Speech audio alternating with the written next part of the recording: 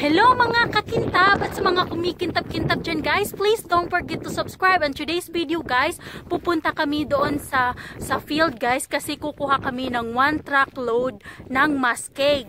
At ipapakita ko sa inyo guys kung ano ba talaga ang itsura ng muskeg. So samahan nyo kami guys, see you there!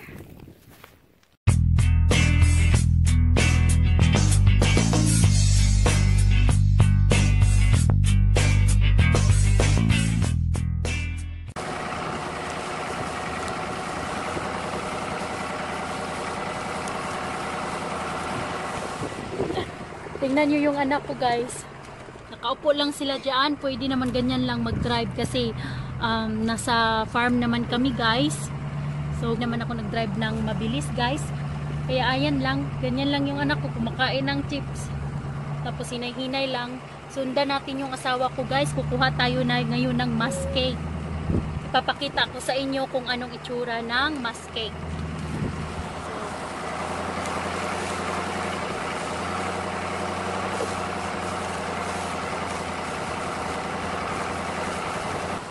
Ito lang yung buhay namin dito guys sa farm. Ganito lang. Quiet, walang kapitbahay guys. Kami lang dito.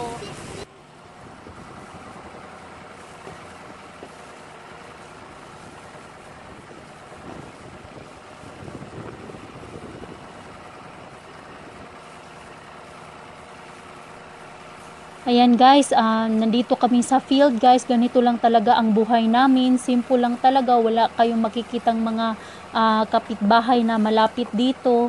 Ayan, at mag-shoutout muna ako guys sa mga kumikintab-kintab ko dyan ng mga kaibigan at sa mga hindi ko pa kakintab dyan guys. Please don't forget to subscribe. Maraming salamat po. Ayan guys, nakita ko na yung asawa ko na huminto guys kung saan yung area na mas maraming muskeg.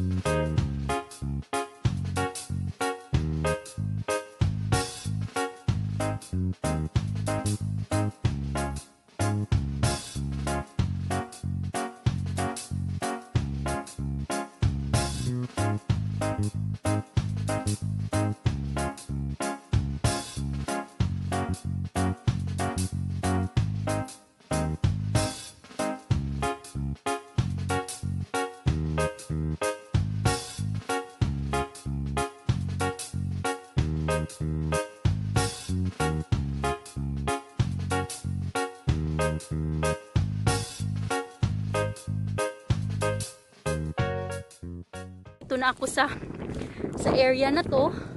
Itong area na to guys ay muskeg.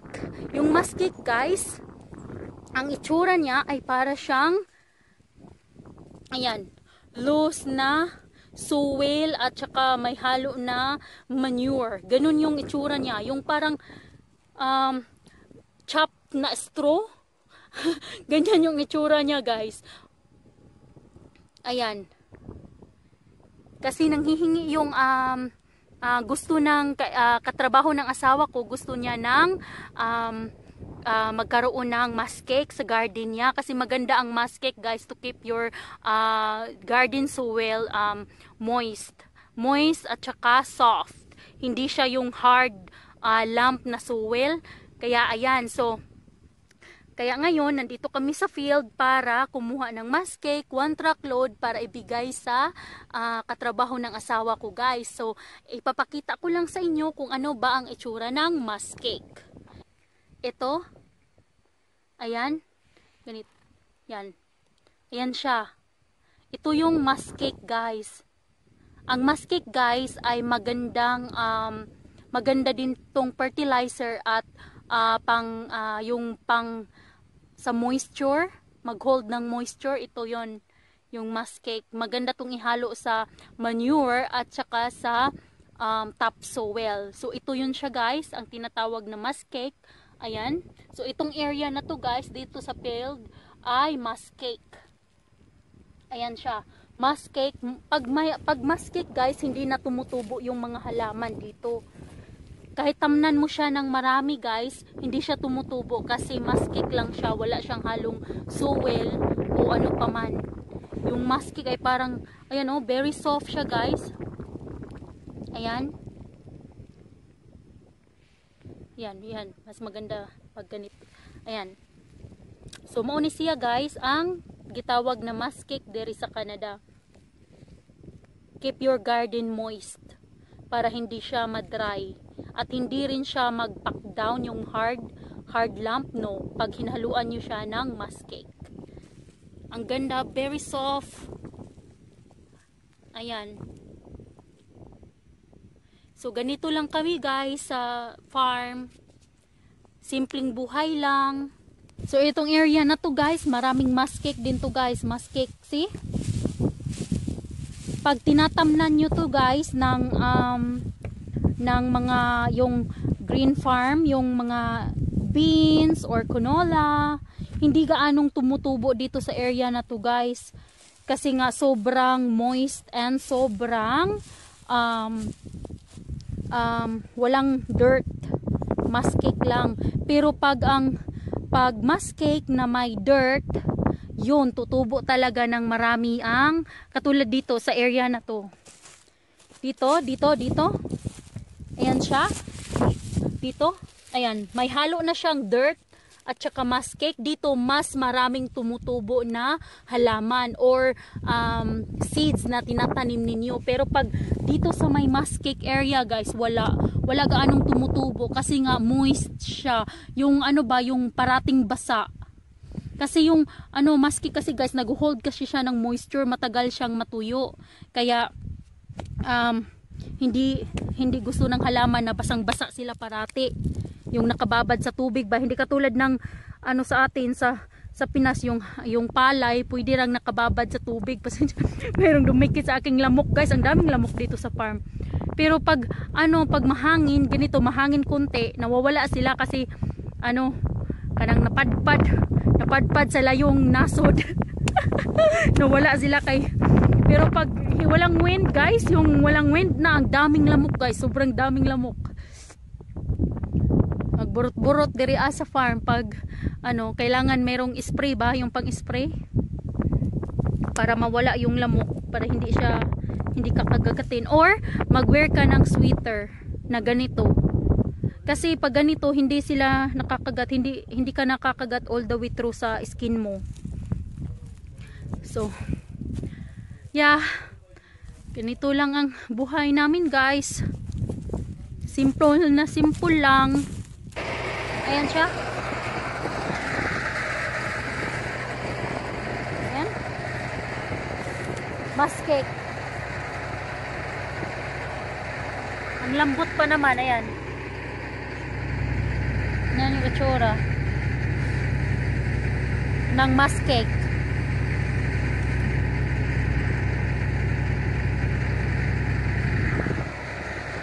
Ito. Soft. Very soft.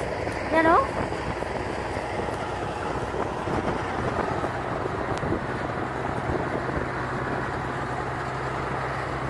Yan yung itsura ng musk cake.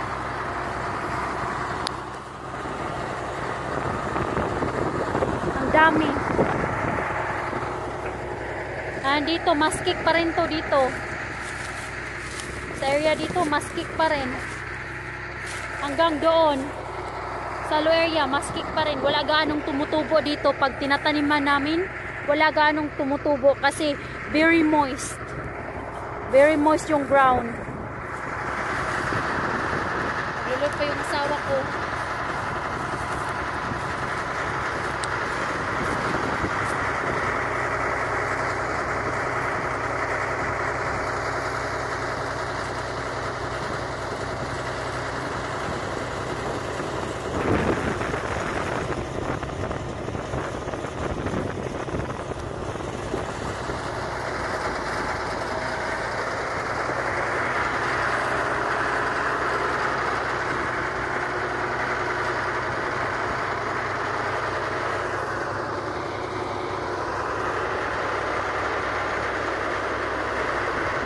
Lingkod ta guys, ikapoy ko barog.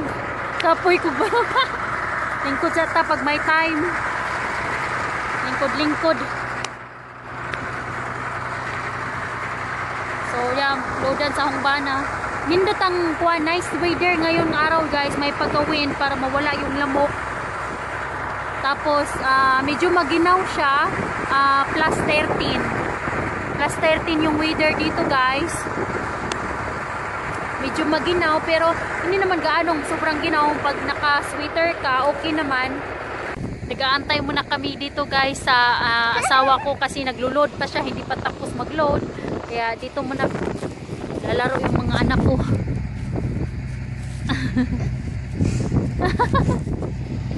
Oh my boy. Look.